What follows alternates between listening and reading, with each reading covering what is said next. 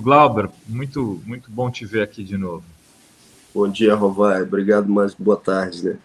Obrigado pelo convite e deixar aqui o agradecimento pelas palavras do Carlito, do Plínio, e deixar uma saudação também para o Glauco e todo mundo que está aí acompanhando a transmissão. Na época eu acompanhei a sua solidariedade, viu, Carlito? Agradeço muito e te parabenizo também aí pelos enfrentamentos duros que você tem feito. Obrigado também, Plínio, obrigado, Glauco, e Rovai, né, que na época também lançou um editorial de apoio sem pestanejar. Obrigado mesmo. Valeu, Glauber. Gente, obrigado. Eu vou voltar lá, viu, Rovai? Glauber, um abraço, obrigado, Carlito. Valeu. Obrigado, Glauber. Valeu, Glauber, Renato, Carlito. Até mais. Está meio confuso hoje aqui, Glauber, porque faltou luz em Santos inteira. Santos do canal 2, a cidade tem 7 canais, né? Do canal 2 ao canal 7, faltou luz. E Caramba. a gente... Um apagão. Veja, quer dizer, a Calito até brincou aqui, privatiza que melhora, né? Só que não, né? É duro. Glauber, queria que você nos atualizasse aí, antes de mais nada, sobre o que está acontecendo na Câmara, sobre a aprovação aí do AI-5 do Lira na noite de ontem, e os riscos que você calcula aí para o processo democrático dentro do Congresso a partir disso. Então, Rovai, na segunda-feira começou a circular esse texto. O Lira se utilizando do que aconteceu na semana anterior para justificar a necessidade de apresentação de uma proposta que fosse voltada a coibir os deputados brigões, né? Entre aspas, esse foi o termo amplamente utilizado, né, pelos veículos e pelo próprio Lira, se eu não estou enganado. Só que quando chega a proposta para ser avaliada na terça-feira, que ele apresentou Lira na reunião do Colégio de Líderes, a bancada do pessoal avaliou ali às 5 horas da tarde, e daqui a pouco ela ia ser votada no plenário. Você tinha a possibilidade do Lira de fazer o afastamento cautelar, e nesse momento não era só mesa diretora não, era Lira, porque ele podia tomar uma decisão ad referendo da mesa, ou seja, para a mesa deliberar depois, porque o regimento e o Conselho de Ética permitem que isso aconteça. Então, nós estamos conversando aqui, eu faço uma colocação que ele possa considerar ofensiva para ele, imediatamente ele reúne a mesa diretora, ou ad referendum da mesa, se houver uma necessidade urgente, ele me afasta de maneira cautelar por um período de 6 meses. E aí depois o Conselho de Ética iria verificar se essa decisão deve ser mantida ou não, com a possibilidade de recurso ao plenário. Só que com o Lira, com a capacidade de realização do afastamento cautelar, que pesava também necessariamente sobre os conselheiros, sobre os deputados do Conselho de Ética, porque o cara, a partir daquele momento, sabia que se tivesse se posicionando contra uma decisão dele, poderia sofrer também as consequências no futuro. Eu cheguei aí para o plenário da Câmara, fiz o que podia fazer, fiz o enfrentamento às próprias posições do Lira. Bom dia, Adri. Oi, tudo bem? Chegando. Bom dia. Procurei fazer um enfrentamento político. Algumas pessoas diziam, não, se mantém aí um pouco mais calado, porque você é a bola da vez, então você não tem que fazer um enfrentamento disso no plenário. É o contrário, ou seja, é por convicção, mas é também por tática, ou seja, quanto mais eu expresse publicamente aquilo que eu sei que está acontecendo nos bastidores, que é uma tentativa de inviabilizar ou de dificultar o exercício do mandato, eu tenho que fazê-lo. E aí cheguei a cobrar, fiz uma cobrança no plenário, e depois fiz uma cobrança pública do líder do PT, deputado Odair, que fez o encaminhamento a favor da votação da urgência, como fizeram outros partidos da centro-esquerda ou da esquerda mais ampliada, como o PSB e PDT. Agora, fiz esse tensionamento público também na esperança de uma movimentação da militância nas redes que pudesse também fazer a cobrança de uma posição diferente daquele texto que tinha sido deliberado, né, a partir da urgência. E por quê? Porque hoje pode se voltar contra mim, mas isso evidentemente se voltaria prioritariamente contra todos os parlamentares de esquerda que se confrontassem com a posição política do Lira. Por quê? Porque o cara da extrema-direita, ele se articula com Valdemar da Costa Neto, se articula com a candidatura do Lira para a presidência da Câmara, e aí ele já está blindado. Ah, mas Glauber, de onde você está tirando isso? Está tirando isso da sua cabeça? Não, estou tirando de fatos. Os deputados federais da extrema-direita, diretamente envolvidos com a tentativa de golpe do dia 8 de janeiro, foram blindados já pelo Lira e não tiveram os seus processos sequer encaminhados ao Conselho de Ética, ficaram parados na mesa diretora da Câmara. Fiz esse tensionamento, fiz essa cobrança pública, sei que em determinado momento posso ter desagradado a alguns, mas foi positiva. E o próprio líder do PT, deputado Odair, ele se movimentou. E eu fiz o reconhecimento também público da movimentação que ele fez e de outros parlamentares também no plenário, né? Inclusive, ele agradeceu eu ter feito esse reconhecimento público na tribuna. E o texto que voltou no dia seguinte, não é que ele seja bom, ele não é bom, ele é menos pior do que o que tinha sido proposto no dia anterior. Porque o do dia anterior garantia ao Lira, junto com a mesa diretora, o afastamento cautelar. Esse dá a possibilidade de afastamento cautelar, mas tem que passar pelo Conselho de Ética e a palavra final é do plenário da Câmara. E o que difere, então, em relação ao que tem hoje? Difere porque também é um afastamento sumário, ou seja, você não vai ter a prerrogativa de apresentação de provas, de ouvir testemunhas antes de que isso aconteça. Num parlamento onde a esquerda não tem maioria, onde a maioria está concentrada na extrema-direita ou na direita, muitas vezes denominada centrão, mas que pende para uma posição à direita, evidentemente, qualquer afastamento sumário, ele incide prioritariamente sobre os parlamentares da esquerda. Então, continua sendo ruim.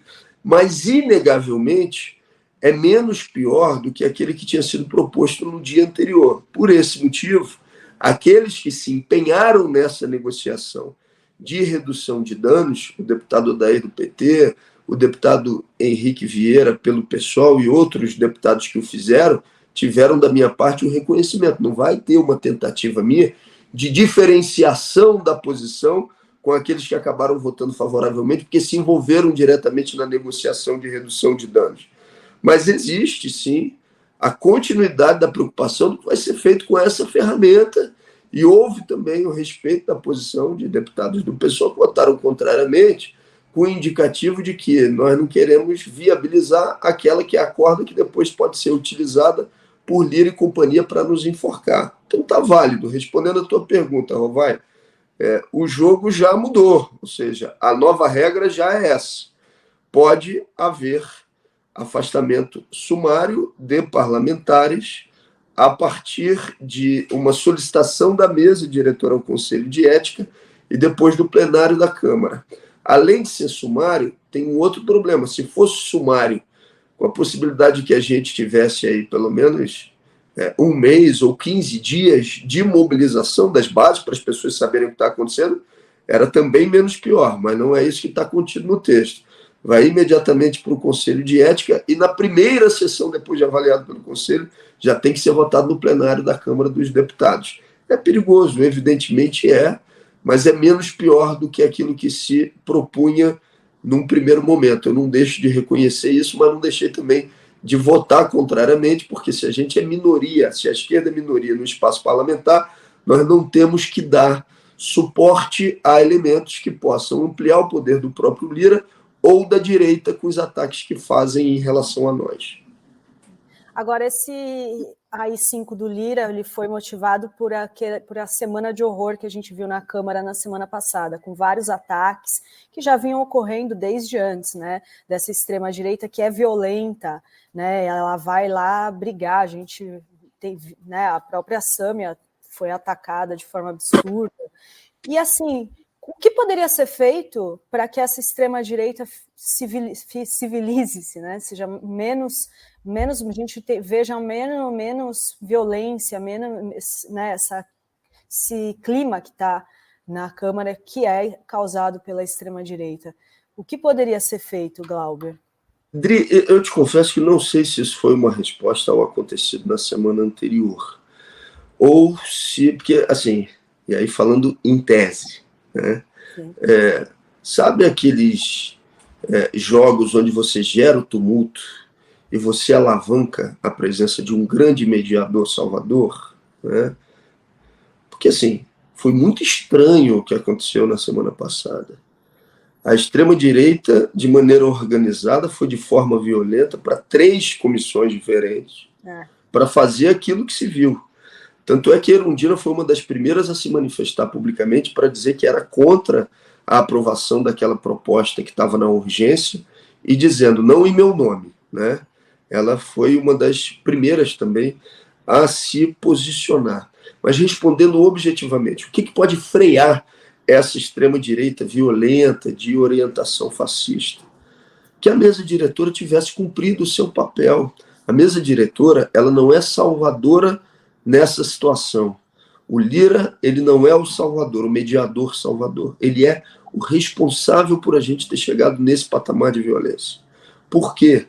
Se um sujeito participa diretamente de uma tentativa de golpe, ou auxilia financeiramente, ou auxilia politicamente, e tem um procedimento contra ele, e o Lira senta em cima desse procedimento, o que ele está dizendo para esse cara?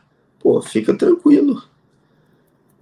Se você pode auxiliar numa tentativa de golpe, por que você não pode ser violento numa comissão da Câmara? Então ele tem responsabilidade direta naquilo que foi feito. Se tivesse encaminhado o conjunto dos procedimentos para o Conselho de Ética e esses procedimentos tivessem tramitado, nós não teríamos chegado a essa situação. Eu nunca tive um processo contra mim no Conselho de Ética andando devagar, ou que ficasse parado na mesa diretora da Câmara. Aconteceu aquela situação com o sujeito do MBL e imediatamente já estava lá no Conselho de Ética. Agora, com essa extrema-direita violenta, não. Aí a banda toca de outra forma. Demora a chegar. Os caras que tentaram o golpe no dia 8, você veja só, né? Ou seja, tiveram toda uma blindagem para que os seus processos não corressem. Carla Zambelli, que com uma arma na mão foi atrás de um cidadão no meio da rua, teve o seu procedimento arquivado, né? Então, assim, te respondendo, bastava que a mesa diretora não tivesse sido complacente com os atos violentos da extrema-direita.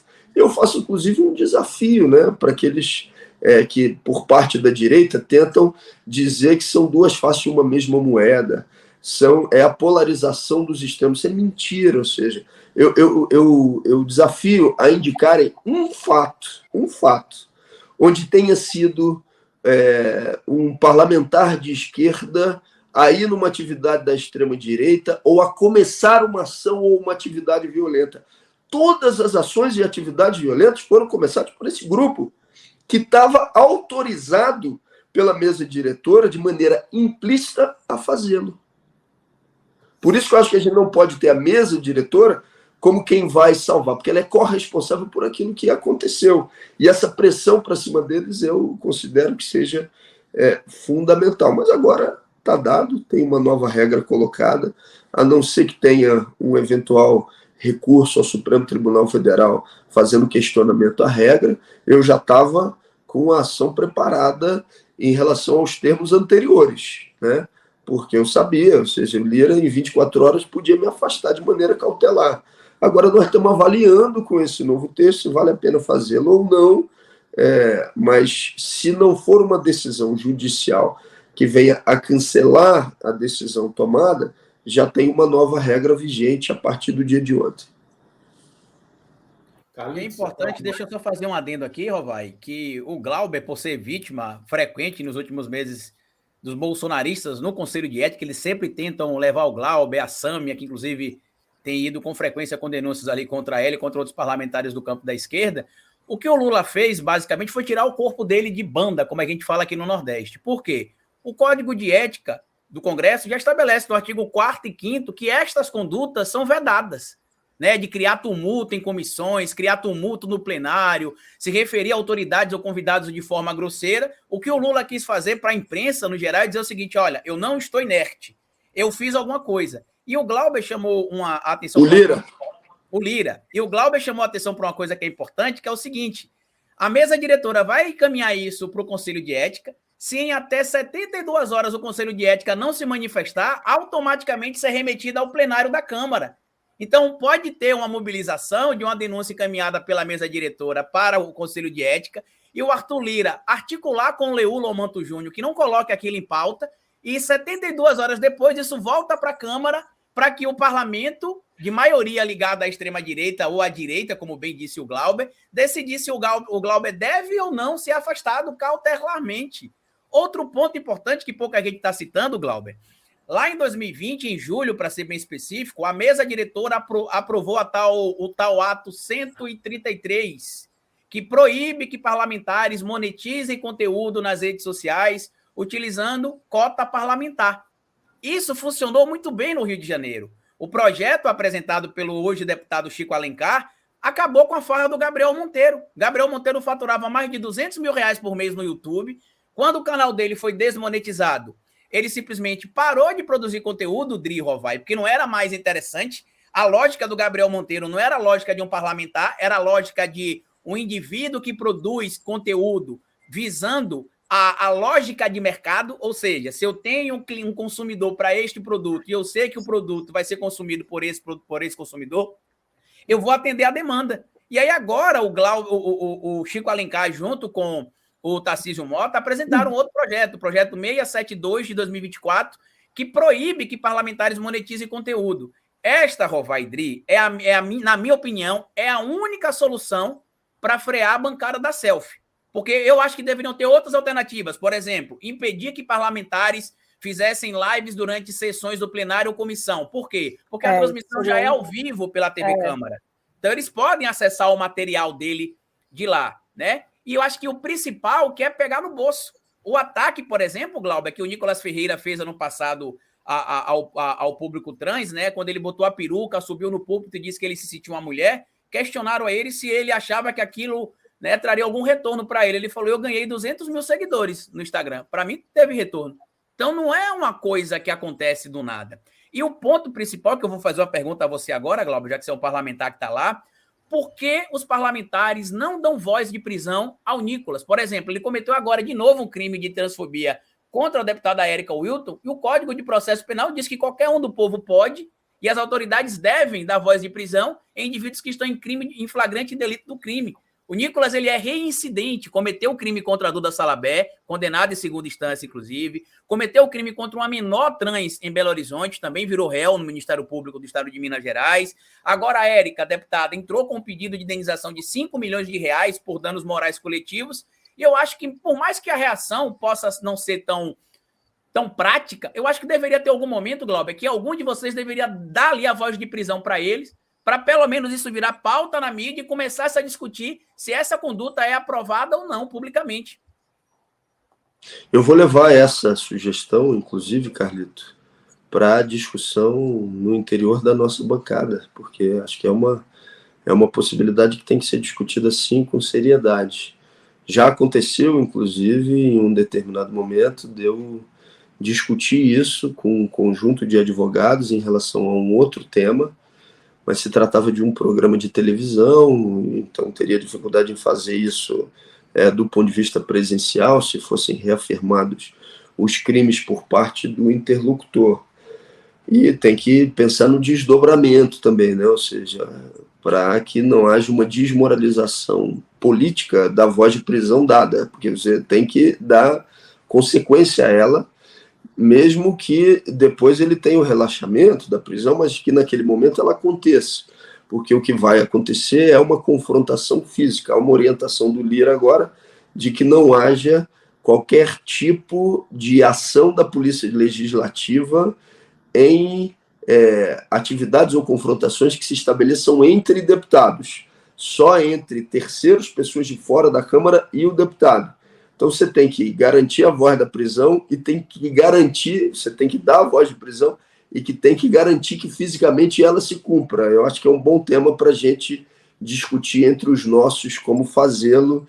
Vou levar essa sua sugestão também para a nossa discussão interna. Porque no caso do Lira é muito fácil ter o poder. Você vai lembrar que o Felipe Neto chamou ele de excrementíssimo algumas semanas atrás e ele prontamente pediu que aquele trecho da transmissão fosse cortado. Mas as ofensas contra a Sâmia continuam, as ofensas contra a deputada Duda Salabé continuam, as ofensas contra a própria deputada Erundina continuam, as ofensas contra a Érica Wilton continuam. E tem um ponto que eu acho que, talvez por causa da correria política que a gente sabe que tem no Congresso, entre vocês da bancada de esquerda, porque é a bancada que trabalha, não está lá para tumultuar, está lá realmente para apresentar propostas e projetos, é que alguns desses parlamentares aí que se defendem, né, como conservadores, defendem pautas que os comprometem. Eu não sei se você sabe, se você conhece uma figura chamada Vivaldo Barra. Você já ouviu falar desse nome? Não estou lembrando. Pronto, o Vivaldo Barra é pai do Éder Mauro, deputado federal bolsonarista, bastante histriônico, que diz que estuprador tem de morrer, ser esquartejado, ficar o resto da vida na cadeia. Este senhor, que é o senhor Vivaldo Barra, ele foi preso junto com a mãe de uma menor, acusado de abusar de uma criança de 11 anos de idade. E que isso é abafado até hoje pelo deputado Éder Mauro, porque eu queria que ele dissesse o que é que ele pensa do próprio pai, que é apontado como um abusador de menores. Hoje ele está morto, não está aqui mais para poder se defender da acusação, mas a acusação foi formalizada, a mãe da menor foi presa, e era uma menor de 11 anos de idade, Glauber, e que não foi abusada uma vez apenas, de acordo com a denúncia, não. Foram várias vezes com a anuência da mãe. Então, o que é que o senhor Éder Mauro, defensor da moral, dos bons costumes e da família tradicional brasileira, pensa sobre um pai que abusa de uma criança de 11 anos? O que é que ele pensa sobre isso?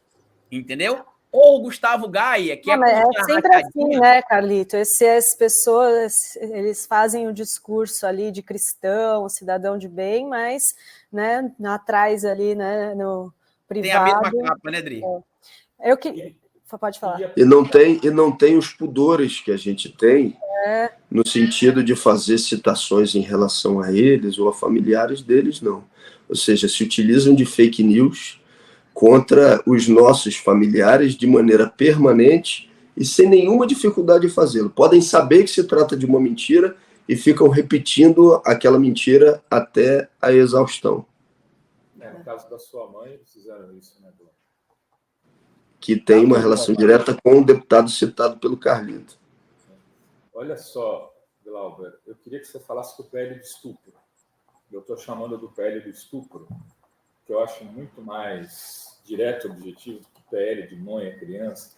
Isso em geral, isso não... As pessoas têm que saber que estupradores vão poder ter filhos agora frutos do estupro. E ter pena menor do que se a mulher fizer um aborto. Ter pena menor do que a mulher que fez o aborto de um estupro. Como é que vocês estão lidando, discutindo, debatendo isso na bancada? Porque eu acho que isso precisaria de uma grande mobilização social, Glauber. Eu também acho.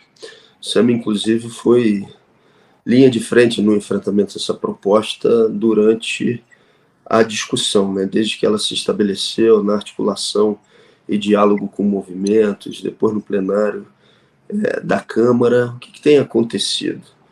O Lira, na sua articulação da campanha pela eleição do seu candidato, o tempo inteiro está atendendo a pauta da bancada reacionária fundamentalista.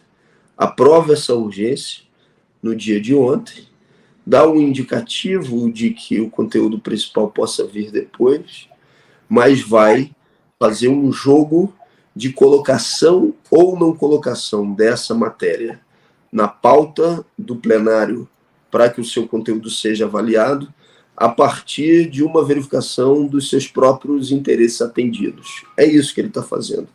Ele está jogando com a eleição da presidência da Câmara com medidas de teor reacionário que atendam prioritariamente a bancada fundamentalista. Eu acho que os movimentos, que o jornalismo independente já conseguiu dar um início de virada na interpretação do povo em relação ao que estava sendo votado, porque até então você tinha a esquerda prioritariamente nas cordas ao debater o tema. Mas intervenções como a de Sâmia e de outras parlamentares e de movimentos, e repito, da imprensa independente, começou a colocar eles nas cordas, demonstrando que eles estão votando uma legislação a favor dos estupradores, a favor dos pedófilos, a partir do momento em que tem uma posição reacionária e leniente com esse tipo de prática e de não proteção a crianças e adolescentes. Eu acho que essa é a linha que tem que ser adotada daqui para frente como prioritária, porque constrange a extrema-direita e essa direita que votou a favor dessa matéria e exerce também um constrangimento importante para cima do próprio Arthur Lira. Ampliar a mobilização com esse viés, eu acho que pode dar um resultado e fazer com que essa matéria não venha a ser votada, e se vier a ser votada, que eles não tenham tanta facilidade na sua aprovação. Tem que ampliar essa pressão para cima do Lira. Glauber, eu digo isso pelo seguinte, nós estamos reclamando que falta rua, falta rua, falta rua. E às vezes a bola quica e a gente não aproveita para fazer mobilização de rua. Essa é uma pauta que coloca muitas mulheres na rua, população LGBT, homens que são feministas, que defendem o direito das mulheres. Enfim, você tem um poder forte em mobilização. Tomara que se ache isso que constrange o Lira, porque Dri pode falar melhor do que todos nós aqui.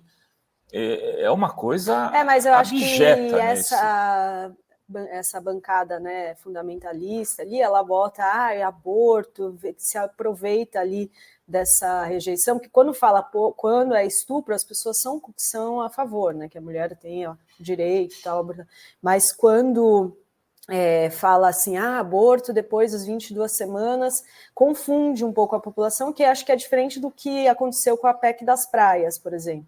Vai privatizar a praia, já virou ali uma coisa que não teve dúvida para as pessoas, todo mundo foi contra, né? Então eu acho que quando eles falam aborto é complicado porque tem essa extrema-direita aqui que, enfim, convence aí essas pessoas, né? Mas o Carlito também, que é evangélico, né? Também.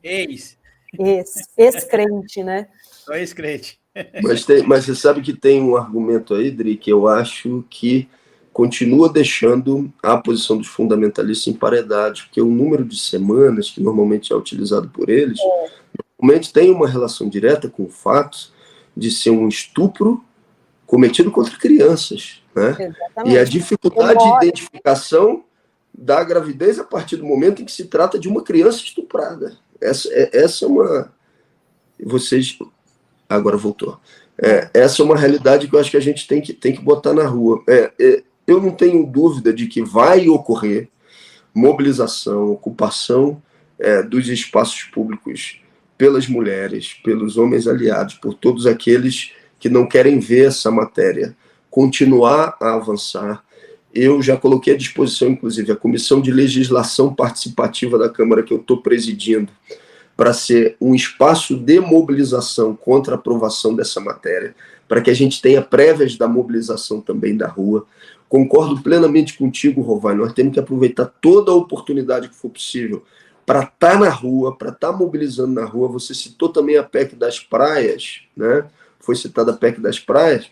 Nós vamos estar, por exemplo, lá no Rio de Janeiro, nos últimos dias do mês de junho, eu faço sempre os encontros públicos de emendas participativas. 100% das emendas individuais eu defino em plenárias públicas na rua. Algumas dão 500 pessoas, uma última deu 600 pessoas, definindo, discutindo, e nós vamos fazer a emenda participativa de junho na praia de Copacabana, né?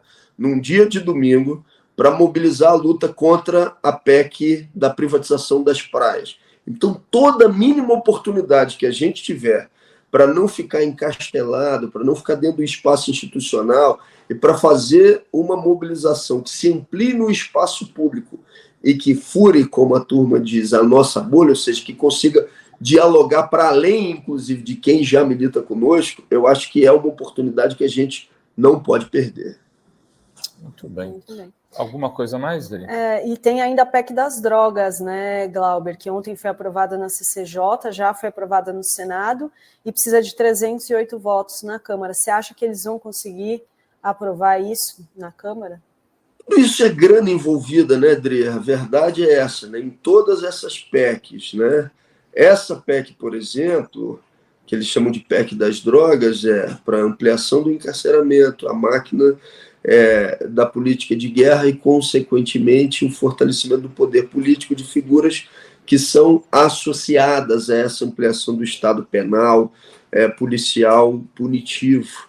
E também com o interesse que existe na ampliação do encarceramento e com a consequente privatização de vagas nas unidades prisionais, porque tem grupos empresariais que estão cada vez mais de olho nisso e trabalhando para viabilizar nos seus respectivos estados essa política. É uma política, inclusive, que a gente vai fazer uma reunião na Comissão de Legislação Participativa e a gente tem feito um tensionamento, uma pressão, um apelo público ao governo que retire as chamadas debêntures incentivadas relacionadas às unidades prisionais, que acaba ficando casado com esse interesse daqueles que querem ter ampliação de vagas nas unidades prisionais. A gente está fazendo esse tensionamento, essa solicitação ao Ministério da Economia, ao BNDES, para que retire debêntures incentivadas relacionadas a unidades prisionais, porque não tem o menor cabimento e vai na contramão, inclusive, da política que o próprio Ministério dos Direitos Humanos já publicamente defendeu e já disse, já se manifestou também contra essa posição.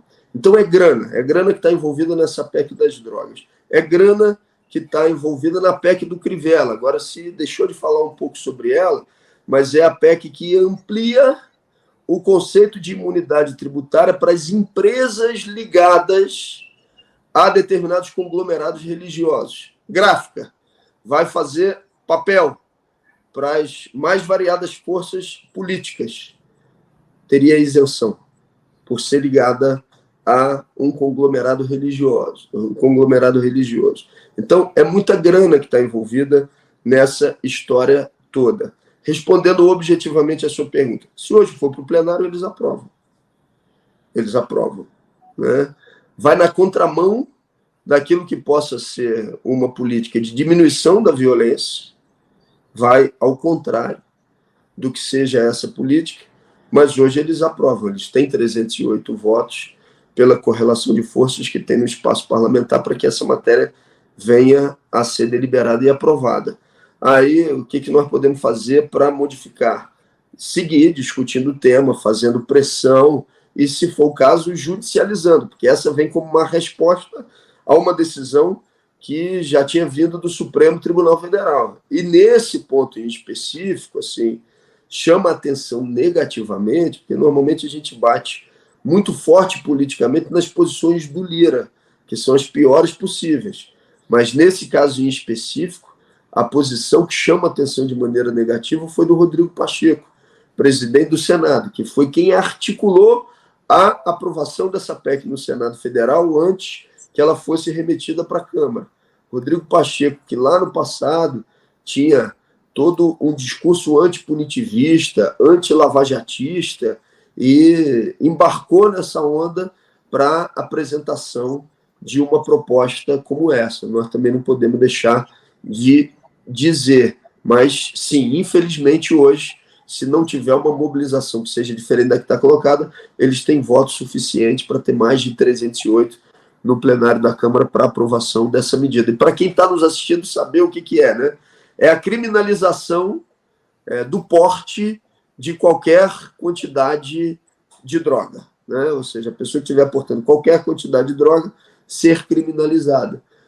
O uso abusivo de álcool e de outras drogas hoje consideradas ilícitas é uma questão seríssima de saúde pública e que passa necessariamente pelo fortalecimento da rede de atenção psicossocial, fortalecimento dos CAPs, mas aí, de novo, é grana também. Eu fiquei impressionado, eu fui no Ministério da Saúde no início de 2023 para discutir a necessidade de uma revisão da política do governo Bolsonaro relacionada às comunidades terapêuticas. E eu perguntei, né, ou seja, quantos milhões tem hoje de convênios pendentes ou a serem executados com as comunidades terapêuticas envolvendo o poder público, ministérios. Vocês têm ideia? Ou seja, eu fiquei completamente impressionado, eu não tinha esse dado. Eu fui perguntar quantos milhões e a resposta que veio foi mais de R$1 bilhão. Então é muita grana, né, que está envolvida nesse tipo de operação. Não é à toa que esses caras querem aprovar uma medida como essa. Não tem nada a ver com diminuição do uso abusivo ou com saúde mental, que nós somos completamente favoráveis. Não tem a ver. Tem a ver com ampliação do encarceramento, ampliação da lógica da violência e ampliação da lucratividade. O Glauber, tem aqui o Ricardo Brandão. Às vezes, ele está insistente aqui. A gente não consegue acompanhar tudo. Quem sabe o Glauber conseguiu. Eu, por exemplo, não tenho opinião formada nem informação sobre o PL 459/2017, que ele está dizendo assim, não vão falar nada, revista Fórum, silêncio ensurdecedor, tem grana envolvida no PL 459/2017. Bom, se tem grana envolvida, não chegou para Fórum, só quero dizer isso. O 459 é da securitização? Então, eu olhei aqui, é da securitização. É absurdo, ou seja, esse projeto, a bancada do PSOL se posicionou contrariamente à aprovação dessa matéria durante a tramitação, por isso que eu perguntei o número, porque durante a tramitação, propostas de securitização já tiveram números diferentes, mas essa última que foi aprovada é absurda e teve o nosso posicionamento contrário, inclusive uma audiência que eu conduzi na Comissão de Legislação Participativa com a presença da Maria Lúcia Fatorelli e mobilizando também representantes das universidades, discutindo a necessidade de fortalecimento da educação e do atendimento das reivindicações que estão sendo realizadas por professores técnicos administrativos. Para quem está nos acompanhando, é uma questão complexa e que eu vou tentar simplificar de uma maneira perigosa, né? Mas, assim, hoje, prefeituras, governos estaduais têm créditos a receber. O que está se fazendo é você terceirizar o recebimento desses créditos para o setor privado, interesse direto de bancos. Só que com isso, você está inviabilizando a arrecadação de estados e municípios muitos anos à frente. Então, a justificativa são créditos que não seriam recebíveis. Não é verdade. Se você tivesse uma ampliação da atividade da fazenda nos municípios, nos estados, com uma grande coordenação, boa parte desses créditos poderiam ser recebidos. Agora, o que acontece na prática é que, para o futuro, estados e municípios podem simplesmente não ter mais o controle sobre as suas finanças, sobre a capacidade de arrecadar e do que fazer com o que vai ser arrecadado, porque isso foi terceirizado para o sistema financeiro, para um banco fazê-lo. Tem interesse, inclusive, do BTG Pactual nessa história, que já aconteceu em Minas Gerais e que serviu como exemplo para outras regiões do mundo, porque ganha-se um dinheiro imediato, mas se faz com que as finanças e a capacidade de alocação de recursos no futuro fiquem completamente comprometidas, ou seja, é um processo de privatização da arrecadação da alocação de dinheiro. É gravíssimo. A nossa posição foi contrária, infelizmente, amplamente minoritária na votação que aconteceu no plenário da Câmara. O Ricardo, né? O Ricardo está coberto de razão. Muito bem, tem também aqui um superchat da Rosane Tavares, que diz: se um dia, por milagre, não, vai acontecer, o presidente da Câmara for de esquerda, rapidamente eles vão querer mudar essa regra. Parabéns ao Glauber. Obrigada, Rosane. pelo superchat. Valeu, Rosane. E é isso, queria agradecer o Glauber, muito obrigada por estar aqui hoje. Agradecer o Calito também, Calito também. Vamos para o Fala Rovai, Calito. Já são 1h02. Às 16 horas acompanharem aqui o Carlito na fórum, né? Vou fazer meu exatamente, também, todos daqui a pouco os tá no dias. ar.